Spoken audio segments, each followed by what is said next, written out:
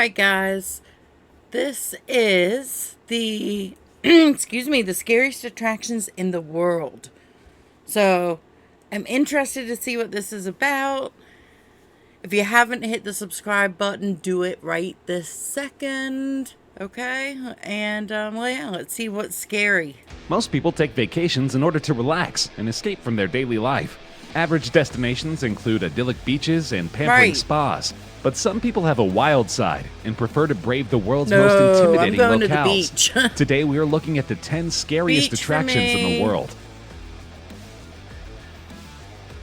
Huashan Cliffside Path allows visitors to China's Mount Hua to experience a truly terrifying climb to its summit. It was first built over 700 years ago and is reputed to be the most dangerous hiking trail in the world because it is very steep and narrow, and there is only one safety rope to protect you from the bottomless abyss. Why do you want to Many do that? tourists come here to challenge themselves and feel the adrenaline rush. No. Huashan Plank Walk was first built by a Taoist priest named He Zhizhen more than 700 years ago, with stone nails carved into the cliff supporting the wooden plank for people to walk on. Now it has been improved with reinforcements, but the path is still very narrow.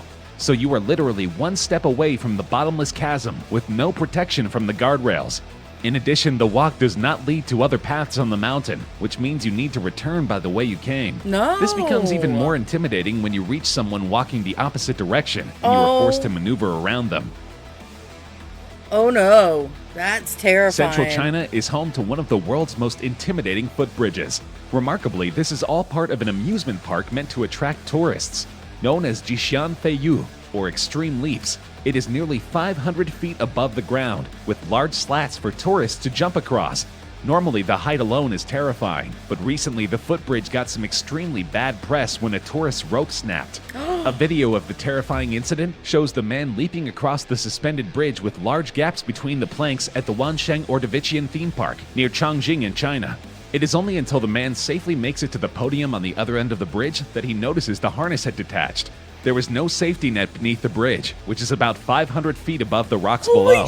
An investigation by government officials found theme park staff hadn't attached the safety cord properly, the South China Morning Post reported. However, a staff member with the propaganda bureau at the Wansheng Economic Development Zone told the Beijing News the video was a publicity stunt aimed to raise the theme park's profile. If it's a marketing ploy, I hope it closes down soon, someone wrote on Chinese social media platform Weibo, the Post reported. In fact, it has since been proven that it was not a marketing stunt, and the park has been closed down.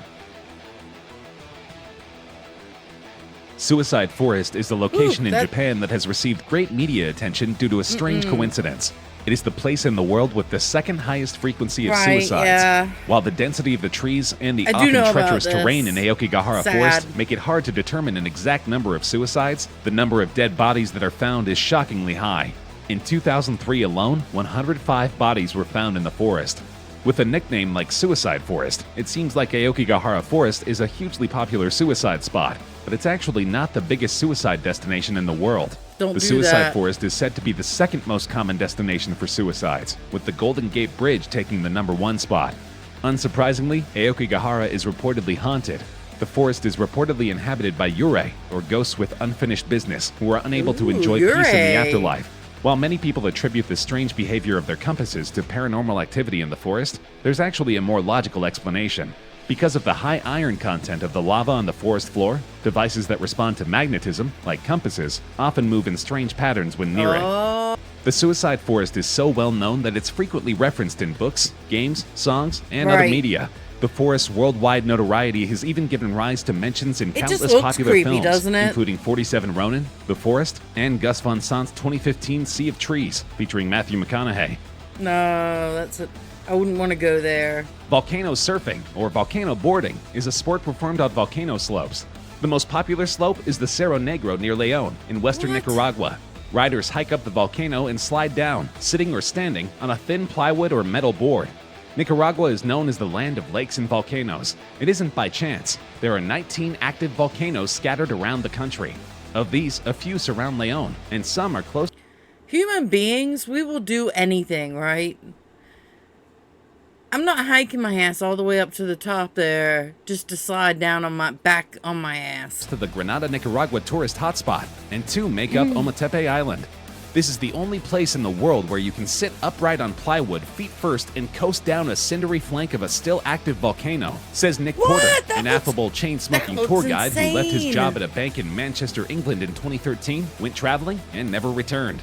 According to CNN, volcano boarding is listed number 2 on the list of extreme sports you must do before you die. No, look, that looks National like it Geographic would Channel really adventurer and journalist Zoltan Istvan credits himself with inventing the volcano boarding sport on Mount Yasur on the island of Tana in Vanuatu in 2002. Though Istvan first visited the active volcano in 1995, he filmed his adventure, and it later aired on the National Geographic Channel in a 5-minute news segment.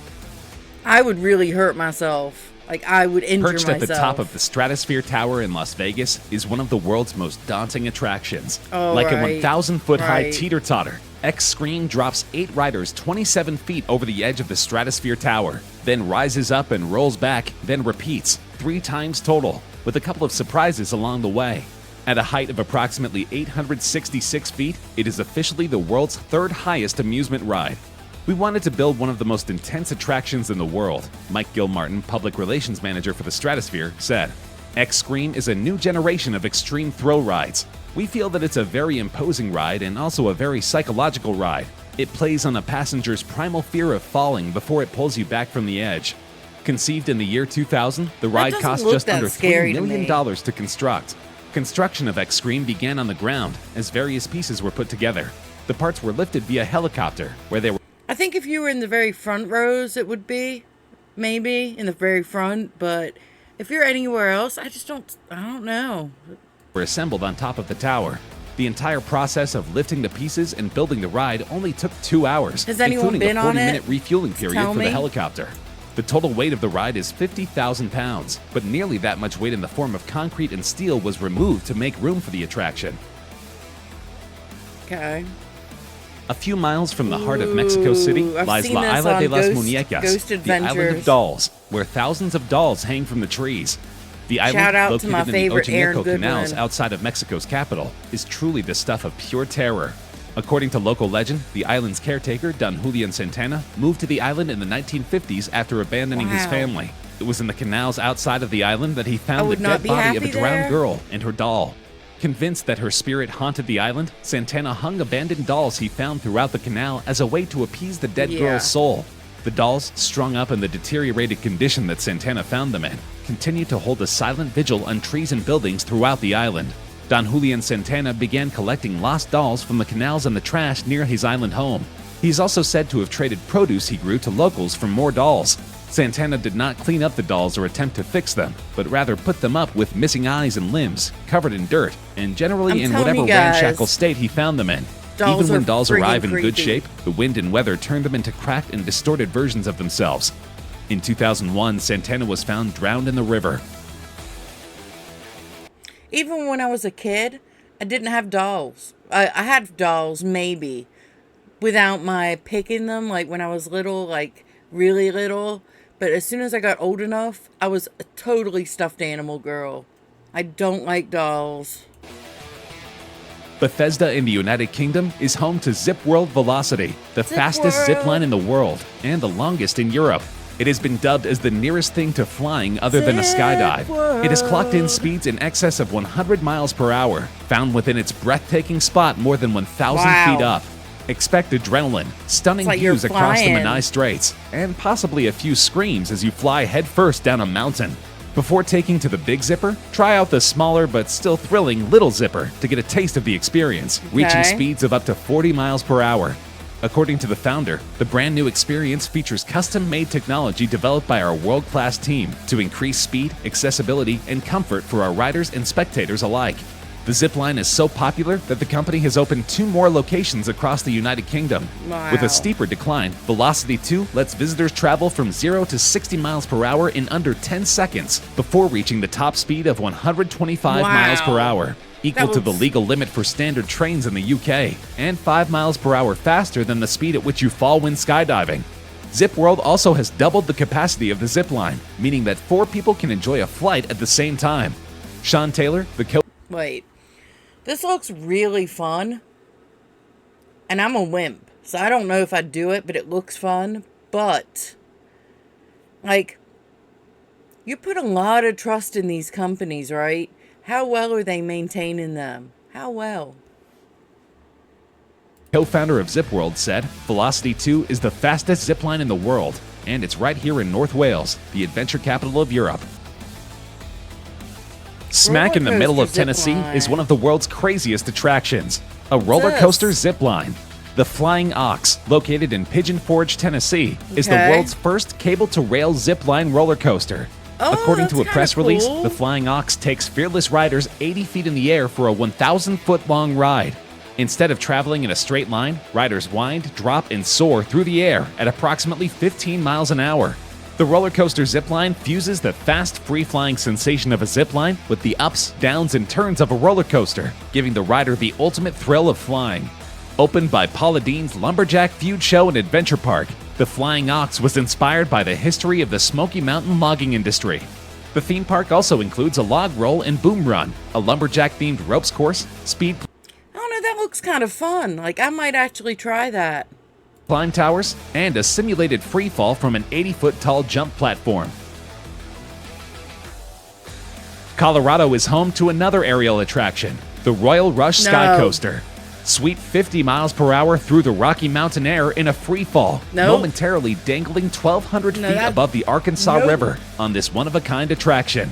This thrilling experience doesn't have the title of the world's scariest sky coaster for nothing. Ever since the Royal Gorge Bridge opened in 1929, humankind has sought to make what already is a hair-raising adventure even more of a thrill. They've done it illegally, parachuting off the bridge or flying under it in an airplane. Or they've done it legally by trying some of the park's eye-popping adventure rides. Several parachutists have jumped from the bridge illegally. It is not a feat that is encouraged due to the gorge's unpredictable winds. When it comes to legal thrills, perhaps the most frightening is the Royal Rush Sky Coaster. Dubbed the world's scariest sky coaster ride, it costs $600,000 to build. I'm just thinking it can't be good for your body to be, like, put in state of fear too much, right? I mean, I know there's adrenaline and the rush and all that, but the lead up to that is just fear, right? For me, it would be. If you are with me and you wouldn't do it, let me ask you this. Would you do it for $1 million? And debuted in 2003. At the apex of the swing, it gives riders a view that is about 1,300 feet down into the gorge. If you put me in the middle and blindfold me, a reduced gravity aircraft maybe. Is a type of fixed-wing aircraft that provides brief, near-weightless environments for training astronauts, conducting research, and making gravity-free movie shots. Oh, hell no. Versions of such airplanes were operated by the NASA Reduced Gravity Research Program, and one is currently operated by the Human Spaceflight and Robotic Exploration Programs of the European Space Agency. The unofficial nickname Vomit Comet became popular among those who experienced their operation. How can weightlessness be achieved? Hell to the no. Like, I already have a plane phobia. Did you just see that plane? Did you see it? Did you see it? Going straight down almost? I don't want to be on a vomit comet. The parabolic flight is an aerobatic maneuver that customers can also request during fighter jet flights. Only small parabola is possible there, and you can only float within the constraints of your seatbelts.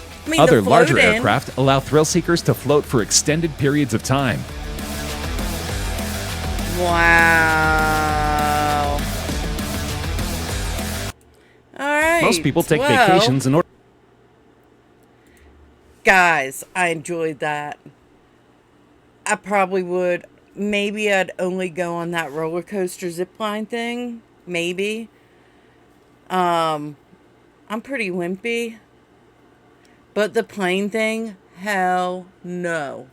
Anyway, if you haven't subscribed, hit that button, hit the like button, and follow me to the next one.